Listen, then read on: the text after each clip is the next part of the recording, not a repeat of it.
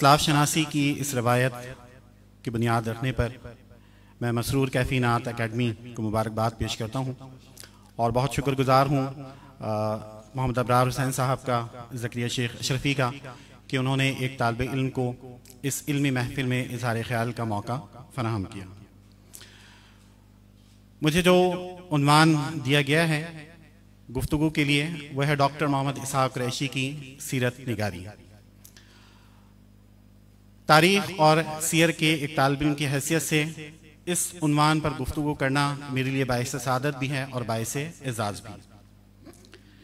सीरत निगारी सिर्फ तारीख़ी रिवायात की जमा आवरी का नाम नहीं है, बल्कि सादिक़ अमीन सल्लल्लाहु अलैहि वसल्लम की हयात मुक़द्दस, आप सल्लल्लाहु अलैहि वसल्लम के पैगाम, खसाइल व शमाइल और फ़ज़ाइल को इस तरह बयान करना है कि वो रूह इंसानी पर दस्तक दे और इंसानियत को आदमियत से आशना कर दे।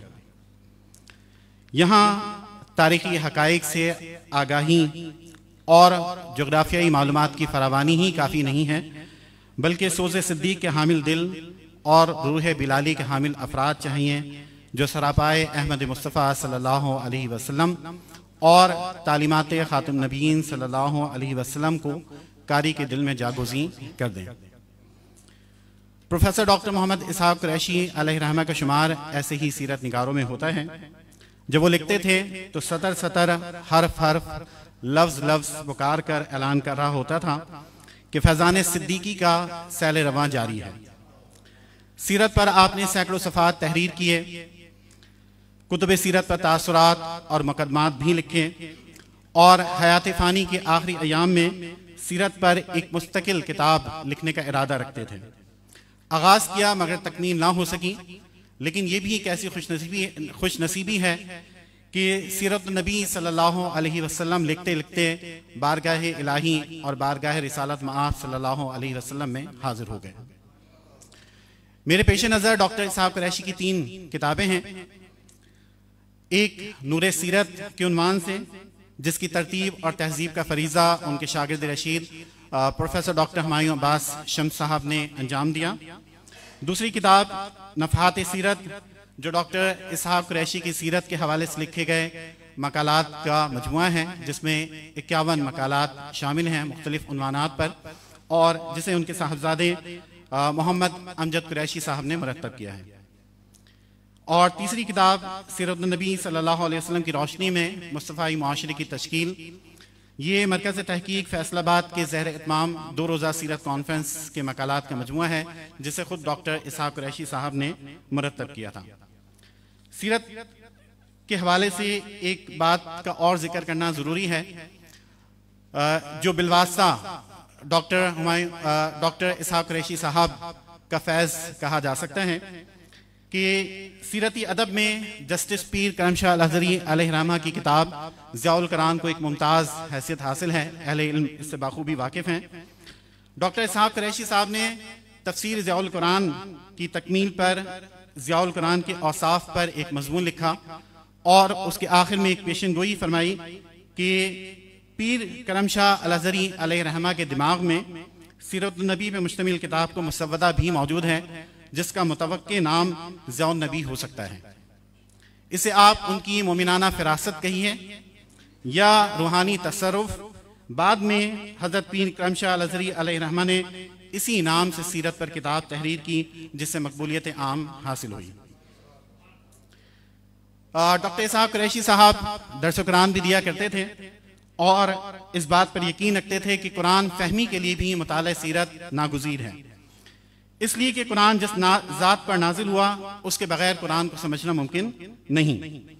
डॉक्टर साहब की सीरत निगारी के हवाले से मैं अपनी गुफ्तगू को उनकी एक मुख्तसर सी किताब रूह सीरत तक ही महदूद रखूँगा, जो बहुत मुख्तसर है ज़खामत के एतबार से, लेकिन मानी के एतबार से बहुत जामे हैं और बाज़ ऐसे मुफीद मबाहिस इस किताब के अंदर मौजूद हैं जो सीरत की बड़ी किताबों में भी नहीं मिलते हैं। नूरे सीरत का आगाज़ रिसालत मआब सल्लल्लाहु अलैहि वसल्लम के जद्द अमजद हज़रत इब्राहीम अलैहिस्सलाम के जिक्र से होता है और ये आप सल्लल्लाहु अलैहि वसल्लम के गारे हिरा में तशरीफ़ ले जाने तक के अहवाल पर मुश्तमिल एक मुख्तसर किताब है, जिसमें मुरवजा हवाला जाती अंदाज के बजाय वाक़यात को खूबसूरत उसलूब में पेश किया गया है और असल जोर नसाहे और नताइज पर है। बकौल डॉक्टर हुमायूं बाश शम्स कि अगर ये किताब मुकम्मल होती तो फ़िक़्ह सीरा के जदीद उसलूब के साथ कदीम वाक़याती तर्ज निगारिश की हामिल होती। सीरत निगारी पर इज़हार ख्याल करते हुए खुद डॉक्टर इसाक कुरैशी साहब कहते हैं कि सीरत नबी सल्लल्लाहु अलैहि वसल्लम ऐसा सदाबहार मौजू है जो मोमिन की ज़िंदगी के लिए उसवा हसना है, मगर उमूमी इंसानियत के लिए भी इंसानियत का जौहर ताबिंदा है। इस हमजहती मरकज़ के सबब हर इलाके और हर दौर का इंसान इससे कसब फैज़ का मुतमन्नी है। यही वजह है कि इस मौजू पर मुसलसल लिखा जा रहा है। 1000 किताबें लिखी जाएं लेकिन तशनीक़े का एहसास बाकी रहता है। ये तो साहिब कलम का ज़ौक़ है कि वो किस हवाले से गुफ्तगू कर रहा है। कोई खसाइस और शमाइल को मौजू गुफ्तगू बनाता है तो कोई ज़ाहिरी हयात के मुख्तलिफ पहलुओं पर रोशनी डालता है। वजूद एक है मगर उसकी जहतें अनगिनत हैं। सदियों से इंसानी फ़िक्र इसका अहाता करने की कोशिश कर रही है, मगर नारसाई का एहसास हम वक्त दामनगीर रहता है। इस मौजू में किसी ज़बान की भी कैद नहीं है। जो जिस ज़बान में महारत रखता है उसी को वसीला नूर बनाता है। सीरत निगारी और मुताले सीरत के हवाले से डॉक्टर साहब ये समझते थे कि सीरत का मुताला आम तौर पर 3 हिस्सों में किया जाता है। सीरत के मुताले का मरकजी मौजू ऐलान नबुव्वत की ज़िंदगी है। 40 से 63 साल की उम्र खास तवज्जो को मुस्तहिक रही है कि इसी को उसवा हसना करार दिया गया है। और दूसरा हिस्सा हयात मुबारका का आप सल्लल्लाहु अलैहि वसल्लम की विलादत से ऐलान नबुव्वत तक का हिस्सा है, जिसका मुताला भी लाजमी समझा गया कि खुद कुरान ने फ़क़द लबिस्तु फ़ीकुम उम्रा कहकर उसकी तरफ इशारा किया है। और तीसरा हिस्सा वो इशारात और बयानात हैं जो रोज़े अव्वल से होते जा रहे थे। साबिक़ अंबिया कराम के इरशादात, गैबी सदाएं, ये सब इसलिए था कि आने वाले वजूद मुकर्रम की अज़मत और रिफ़त का एहसास हर कहीं पैदा हो।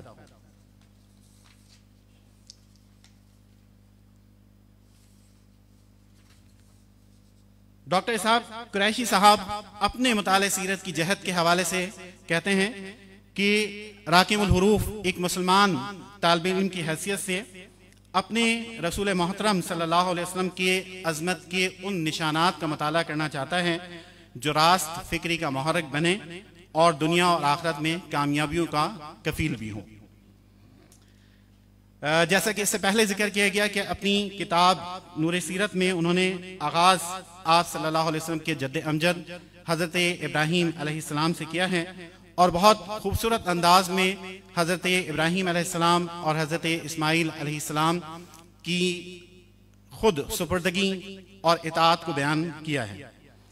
हज़रत इस्माईल अलैहिस्सलाम की कुर्बानी के इस वाक़ई की हैसियत के बारे में जो तशकीक बाज़ मौरख़ीन ने पैदा की है, इस हवाले से डॉक्टर साहब ने बहुत उम्दा तरीके से नक़्द किया है, ख़ास तौर पर मुमताज़ सीरत निगार अल्लामा शिबली नोमानी पर। और जो बात काबिल गौर है वो ये है कि किस तरह डॉक्टर साहब ने आदाब इख्तिलाफ का लिहाज रखा है। वो लायक तहसीन भी है और नौजवान सीरत निगारों, उलमा, मुहक्किकीन, वाइज़ों और मुबल्लिगीन के लिए काबिल तकलीद भी है। डॉक्टर साहब लिखते हैं कि कुर्बानी का ये अमल इताअत शारी का इस कदर वाज़ेह नमूना है कि हर मुसलमान इस पर अमल करना अपने लिए ज़रूरी समझता है और अमलन इसके दवाम का शाहिद है। इस पर गुफ्तगू का तकाजा है कि उन शुबहात को दूर करने की सही की जाए जो वाक़ई की हैसियत के बारे में तशकीक पैदा कर रहे हैं। ये यकीनन अनोखा वाक़या था। ये तारीख़ इंसानी ने कभी नहीं देखा कि एक बुजुर्ग बाप अपने बुढ़ापे के इकलौते सहारे की गर्दन पर छुरी रख दे। ये अक्ल खिरत की जौलान गाह में असीर वाक़या ना था, इसलिए तावीलात का एक सिलसिला शुरू हो गया। हमें आम मौरख़ीन के हवाले से कोई तरद्दुद नहीं है, मगर जबकि काबिल फ़ख्र मौरख़ और मुस्तनद आलिम की रिवायत सामने आती है तो तशवीश ज़रूर होती है। अल्लामा शिबली नोमानी मरहूम इस अहद के लायक एतमाद दीनी मौरख़ हैं। इनका निश्तर तहकीक नहायत दर्जे उलझे हुए मसाइल में नहायत कामयाबी से हकीकत आशना करता है, मगर यहाँ उनको तरद्दुद ज़रूर है। ज़रा उनका इस्तदलाल देखिए कि ख्वाब 2 किस्म के होते हैं, ऐनी और तमसीली। ऐनी से मुराद यह है कि जो दिखाया जाए उस पर बआईनी ही अमल किया जाए, और तमसीली में जो नज़र आता है उसका कोई अमल होता है। शिबली नुमानी का ख्याल है कि हज़रत इब्राहीम अलैहिस्सलाम का ख्वाब तमसीली था। हज़रत इब्राहीम ने उसको ऐनी समझ लिया, उस पर यह भी कह दिया कि ये उनकी इज्तिहादी गलती थी, मगर खुलूस नीयत की जलवागरी थी, इसलिए अमल भी रोक दिया गया और पजीराई भी बख्शी गई। डॉक्टर इसहाक कुरैशी साहब बावजूद मौलाना के बेहद अदब और एहतराम के इज्तिहादी गलती तस्लीम करने से इत्तेफाक नहीं करते कि हज़रत इब्राहीम अलैहिस्सलाम इस ख्वाब को हकीकत समझ रहे हैं, इसलिए बेटे से पूछ रहे हैं कि यह अमल दो फरीकी अमल था। बेटा तो वाज़ेह तौर पर हुक्म बता रहा है, हालांकि तावील का हक उसी का था कि जिंदगी उसकी कुर्बान होना थी। फिर इस अमल की जिस कदर अजमत कायम हुई है वो साबित कर रही है कि रज़ाए इलाही के मुताबिक अमल की तामील हुई है। इस कदर सबर आजमा वाक़या था कि इसकी यादगार क़यामत तक के लिए कायम रखी गई। नबी की तावील को इज्तिहादी गलती मान लिया जाए तो कई दूसरे अहकाम भी इसकी जद में आ जाएंगे और नबुव्वत का हर अमल अक्ल खिरत के तराजू पर तोला जाएगा।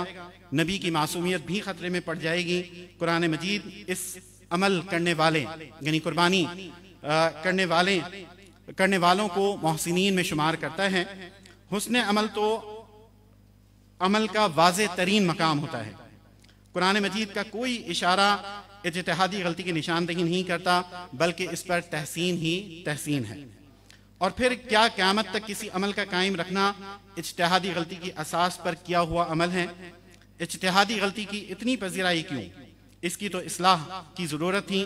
गर्ज के हमारा नाकिस जहन इस तावील का कायल नहीं है कि ये काबे की खिदमत का हुक्म था, कि हैरत है कि काबा तो उस वक्त मौजूद ही ना था, ये तो बहुत बाद में हुआ, बहुत बाद में तामीर हुआ, और ये भी कि ये आदत बनी इसराइल में जारी थी।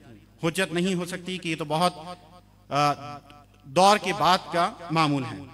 हज़रत इब्राहीम अलैहिस्सलाम तो हर अमल में सदाकत के अलमबरदार थे। क्या सहरा में बीवी और बच्चों को सहराई बगुलों की नज़र कर देना भी अकल मानती है? ये तो सरीहन जुल्म शुमार होगा, मगर सादत बन गया कि हुक्म की तामील थी। हज़रत इब्राहीम तो सरापा इताअत शियार थे, जो हुक्म मिलता गया उस पर अमल करते गए, न किसी वसवसे ने राह काटी और न किसी जहनी तरद्दुद का शिकार थे। और एक दूसरा अहम नुक्ता जो उन्होंने यहाँ जिक्र किया है वो कुर्बानी के हवाले से। कुर्बानी दरअसल किसकी थी? हज़रत इस्माइल अलैहिस्सलाम की थी या हज़रत इसहाक अलैहिस्सलाम की? डॉक्टर इसहाक कुरैशी साहब कहते हैं कि हज़रत इस्माइल अलैहिस्सलाम की कुर्बानी का आम चर्चा है, मगर अहले किताब के बाज़ हिस्सों से ये आवाज़ भी उठती है कि ये कुर्बानी हज़रत इसहाक अलैहिस्सलाम की थी। काबिल एतमाद मौरखीन ने इस पर मुफस्सल बहस की है। शिबली नुमानी का इस्तदलाल भी बहुत असर आफरी हैं।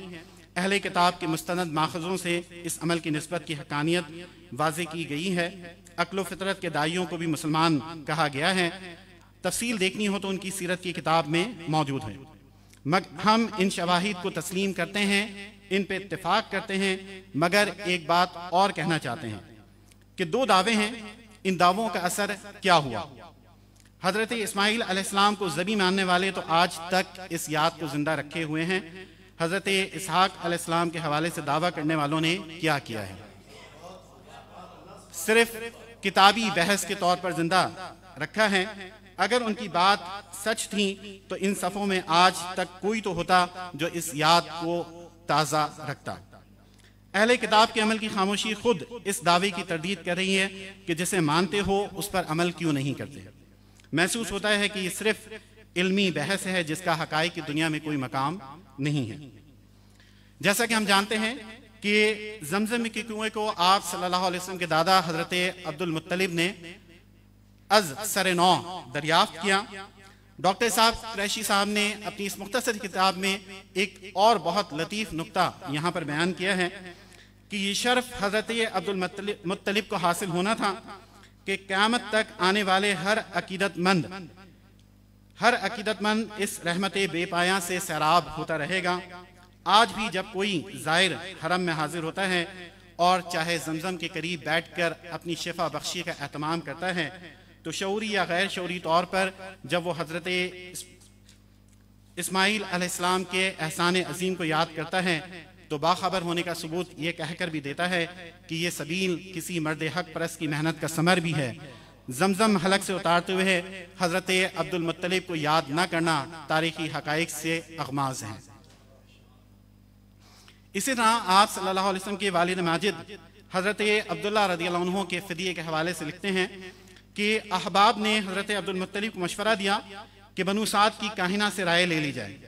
वहां गए तो उसने कुरानदाजी का तरीका बताया कि एक तरफ हजरत अब्दुल्ला का नाम रखो और दूसरी तरफ 10 ऊंट रख लो, फिर कुरानदाजी करो। अगर फिर हजरत अब्दुल्ला का नाम निकले तो मजीद 10 ऊंट रखो और फिर कुरानदाजी करो। इस तरह 10 ऊंट बढ़ाते रहो। चुनाचे ऐसे ही किया गया। जब ऊंटों की तादाद 100 हो गई तो कुरा ऊंटों के नाम निकला। इसके नतीजे में 100 ऊंट ज़िबा कर दिए गए और दावत आम का ऐलान कर दिया। यह बज़ाहिर मुश्किल तरीन इम्तहान था, मगर बखैरियत तमाम हुआ। इस अमल से रूह अफ़ज़ा नतीजा निकला। ये वो नतीजा है, ये वो नुक्ता है जो किसी और सीरत निगार ने बयान नहीं किया। डॉक्टर इसहाक कुरैशी साहब कहते हैं कि एक इंसान की कदर कीमत अरब माशरे में 10 ऊंटों के बराबर चली आ रही थी। अब मौसम बदल गया और इंसान की कदर कीमत में 10 गुना इजाफा हो गया। और ये इशारा था उस कुरानी फैसले की तरफ कि अब रहमत आलम सल्लल्लाहु अलैहि वसल्लम की आमद से इस इंसानी जान की कदर बढ़ती जाएगी और एक इंसान पूरी इंसानियत का एहतराम पालेगा कि वमन अहयाहा फकअन्नमा अहयन नासा जमीआ। इसी तरह रहमत आलम सल्लल्लाहु अलैहि वसल्लम की तारीख़ विलादत की आरा की कसरत के हवाले से बहस को समेटते हुए उन्होंने लिखा कि तारीख़ी वाक़िआत चूँकि रिवायात की बुनियाद पर तरतीब पाते हैं और रिवायात में मुतअद्दिद असबाब से कदरे इख्तिलाफ मुमकिन है, इसलिए उन तमाम रिवायात को माखज़ तक पहुँचने का एक वसीला ही जानना चाहिए और इन इख्तिलाफात को एक इल्मी बहस तक ही महदूद रखना चाहिए कि सदियों का तामुल भी एक दलील होता है और अमल का तवातुर भी एक सनद रखता है। इन मुख्तलिफ आरा को माखज़ तक पहुँचने का एक वसीला ही जानना चाहिए। इन मुख्तलिफ आरा को मसलक व मजहब में इफ्तराक का जरिया ना बनना चाहिए। इंकशाफात तो होते रहेंगे, मगर ये इंकशाफात जब तक कबूल आम का एतमाद हासिल नहीं करते उसे इख्तलाफ की बुनियाद नहीं बनना चाहिए। डॉक्टर साहब ने ये बड़ा अहम नुक्ता इरशाद फरमाया जिसे पेश नज़र रखा जाए तो कई तारीखी वाक़यात की तफ़हीम आसान हो जाए और इल्मी इख्तलाफात मसलकी तफरुकात का सबब ना बन सकेंगे। इसी तरह कई और मुफीद और अहम नुकात इस किताब में पाए जाते हैं, लेकिन मैं वक्त की मुनासबत को पेश नज़र रखते हुए अपनी गुफ्तगू इस दुआ पर ख़त्म करता हूँ जो डॉक्टर इसहाक कुरैशी साहब ने लिखी कि अल्लाह ताला सीरत निगारों को ये तौफीक बख्शे कि वो तयशुदा हकाइक में उलझने के बजाय सीरत के दरख्शंदा हवालों को मरकज़ी निगाह बनाएं और कौम के सामने रहनुमा तहरीर पेश फरमाएं। आमीन बिजाहि नबी अमीन सल्लल्लाहु अलैहि वसल्लम।